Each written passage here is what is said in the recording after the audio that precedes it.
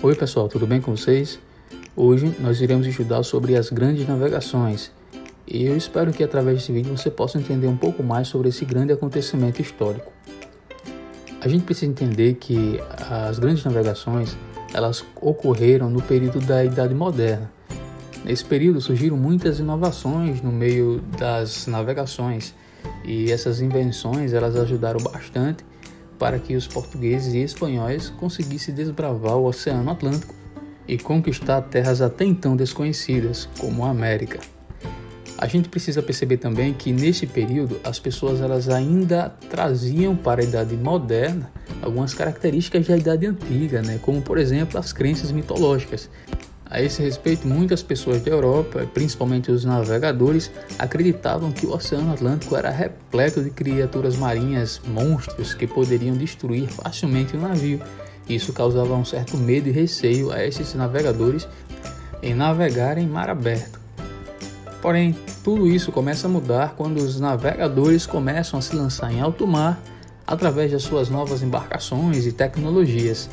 Para que vocês possam entender um pouco melhor sobre o que eu falei dessa crença mitológica dos povos da Europa, eu irei mostrar agora para vocês uma imagem de um mapa mundo que foi desenhado aí em 1560 por um cartunista muito importante. Observem a imagem. Bom pessoal, esse é o mapa de Philip Splant, criado em 1560. Philip Splant ele era um cartógrafo. O cartógrafo é um profissional que cria mapas. E você pode ver aqui no mapa que existem algumas características interessantes. A gente pode perceber a África, percebe também a América, claro que não no mesmo formato que a gente conhece hoje. Mas o que chama a atenção é que na região do oceano você pode encontrar algumas criaturas, algumas imagens de criaturas. Era justamente o que eles acreditavam, Como eles não conheciam de fato o oceano, nem muitas espécies que a gente já conhece hoje, então eles imaginavam que essa região abrigava grandes monstros marinhos. E por esse motivo, o Oceano Atlântico era apelidado pelos europeus de o Mar Tenebroso. Bom, a gente sabe que os primeiros povos que se lançaram ao mar foram os portugueses e os espanhóis. Mas por que isso aconteceu? Por que Portugal e a Espanha foram os primeiros países a se lançarem no mar conquistando novas terras? Bom, o pioneirismo português ele aconteceu por algumas características específicas. A primeira delas é que Portugal se localiza numa região privilegiada. Geograficamente, Portugal fica de frente para o Oceano Atlântico. Como vocês podem perceber aqui no mapa, Portugal fica literalmente bem à frente dos demais países da Europa em relação ao Oceano Atlântico. Além disso, Portugal também teve uma precoce formação do Estado, ou seja, ele se unificou rapidamente, Se tornou um país, governado aí por um rei e tal, diferente de algumas regiões da Europa que ainda estava se formando como reino.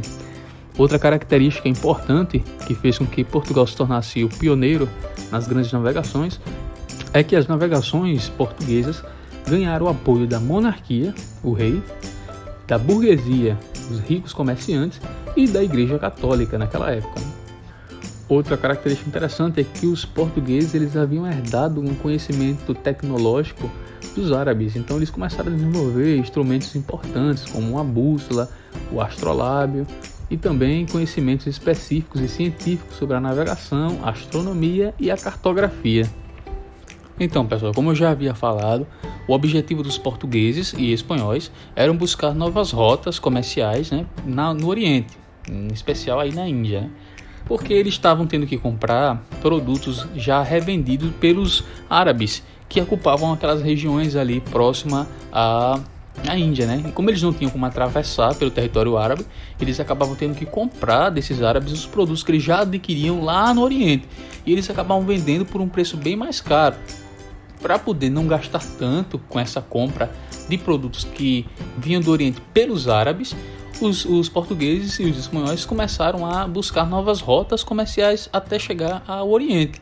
E foi através desse processo de conquistar novas rotas que eles acabaram chegando à América. Então a gente tem algumas rotas interessantes para a gente entender que fizeram com que os portugueses e os espanhóis chegassem à região da América.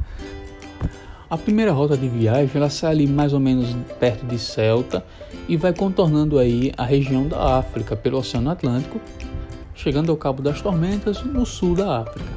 A segunda viagem, foi através de Vasco da Gama, e essa rota ela foi uma rota bem mais afastada do continente africano, mais adentro do Oceano Atlântico, Como a gente pode ver, saindo aí lá de Lisboa, e Vasco da Gama percorreu toda essa região do Oceano Atlântico, conseguiu contornar o Cabo das Tormentas, o que fez com que esse nome fosse mudado para Cabo da Boa Esperança.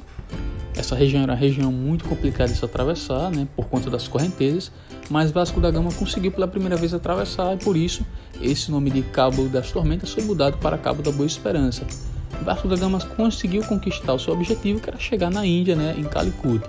A terceira rota foi a rota de Pedro Álvares Cabral, onde os portugueses se lançaram ainda mais distante e conseguiram chegar no Brasil, mais precisamente em Porto Seguro, em 1500, lá na Bahia. E depois que eles chegaram nesse novo território, que eles até então achavam que era uma ilha, a princípio eles acharam que era uma ilha, eles depois concluíram sua viagem e chegaram ao seu destino, que era a Índia e tudo mais. A quarta viagem foi a viagem de Cristóvão Colombo. A Espanha buscava fazer uma rota mais rápida até o Oriente.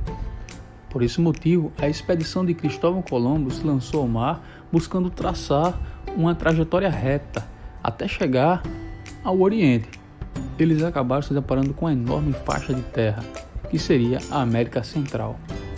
Tempos mais tarde, essa nova região, recém-descoberta pelos portugueses e espanhóis, passou a ser chamada de América, em homenagem ao navegador e cartunista Américo Vespúcio, que foi o primeiro a dizer que o Brasil e a região da América não pertenciam à mesma região do Oriente, eram terras separadas. E é isso, pessoal, espero que vocês tenham gostado dessa videoaula e que tenha dado para entender um pouco mais sobre esse acontecimento histórico. Um forte abraço e até a próxima.